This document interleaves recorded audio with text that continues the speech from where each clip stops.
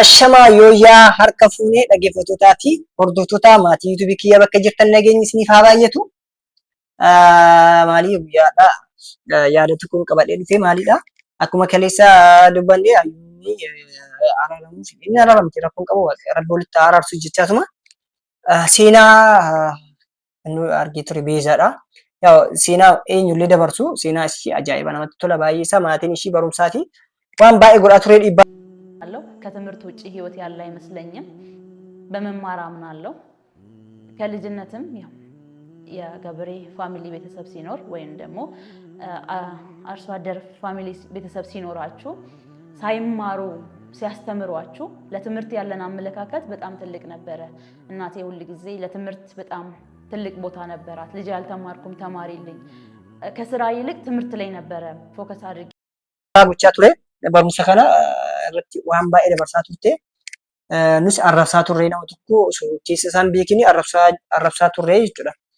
Kanaaf seensi baay'ee nama ajaa'ibaa baay'ee nama gaddisiisa. Hundi keessanuu yaa'u osoo arrabsuu baattanii bareedaanis kanaan dura arrabseen turee dhiifama gaafadheera. Namni keenya hundi keenya mana manatti rakkoo garaagaraa qabnaa jechuudha.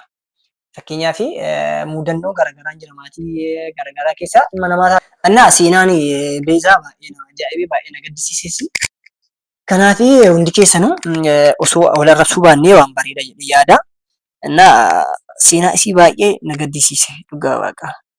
Maaliif namni kamiyyuu iddoo dhalaterraa iddoo keettiin beekaa fakkeenya seenaa adda addaa dabarsiisa maatii baadiyyaa keessaa namni bahee hundumaatii baadiyyaa keessaa bahee waan ta'eef yaa'u seenaa isii baay'ee nama ajaa'ibaa amalli ishii qabeettidha yoo itti dhiyaattanii ilaaltanii amalli ishii nama qabeettidha dhugaa hiriyaa iyyuu turte waan ta'eef wajjumaan guddatte bakka dubartii amala qabeettidha amalli ishii namatti tola yaa'u jaalalli kana hin beeku waa'ee jaalalaa kana an jaaladheen beeku waan ta'eef haga ammaa iyyaallee yeroo dhiyootti isin beeksisa jedhee yaada.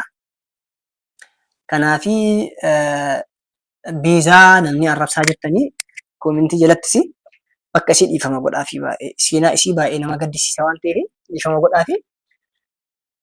Isin jaaladhaa isin kabaja maatii hordoftoota YouTube kiyya bakka jirtan nageenyi isiniif haa baay'atu. Ani obboleessa keessan dhiigni keessan koodeen keessanii waan bareeda qabadhe isin dhufaan jira waan ta'eef akkana hordoftan abdiin qaba. Kanaan dura warroon isin arrabse nama arrabsu garuu warroon isin arrabsoo jira dhiifama naa gochaa. Isin jaaladhaa isin kabaja akkuma beekamu yeroo dhiyootti waan gaarii qabadhee dhufeen jira jedhee yaada. Innis maalidha? Hanga ammaa kophummaa kiyyatti natti dhagahame kophaan jechuudha. Waan baay'ee waan nyaataa hojjettaa, uffata miiccitaa, akkas gootaa mana keessa baay'ee ulfaata dhugaa. Dhiirri kamiyyuu dubartiin ala jiraatee hin danda'u jedhee yaada dhugaa. Maaliif dubartii jechuun waan baay'ee kan keeti haadha manaa, obboleettii, haadha waan hunda kan keeti jechuudha. Kanaaf dubartiin kabajamuu qabdi bakka hundattuu. Dubartii kabaja guddaa qabaafi jechuudha dubartiidhaaf. Eenyus haa taatu dubartiin kabaja guddaa qabdi jechuudha. Ulfinna jechuudha. Dubartii jechuun maal jechuudha? Ulfinna. ሴት ልጅ እናት ነች፣ እህት ነች፣ ሚስት ነች የሚባለው በቃ እውነት ነው። ሴት ልጅ ከሌለች ወንድ ልጅ ምን ይኖራል ብዬ አላስብም እኔ። በቃ ሴት ልጅ ሁሉም ነገር ነች። ለወንድ ልጅ ሴት ልጅ ሁሉም ነገር። እኔ ለምሳሌ ለራሴ ወድ እኮ ሰርቼ ማልበላ ሴት ልጅ የምር በጣም ደከመኝ ሰለቸኝ ሳትል ብዙ ነገር ትሰራለች ሴት ልጅ።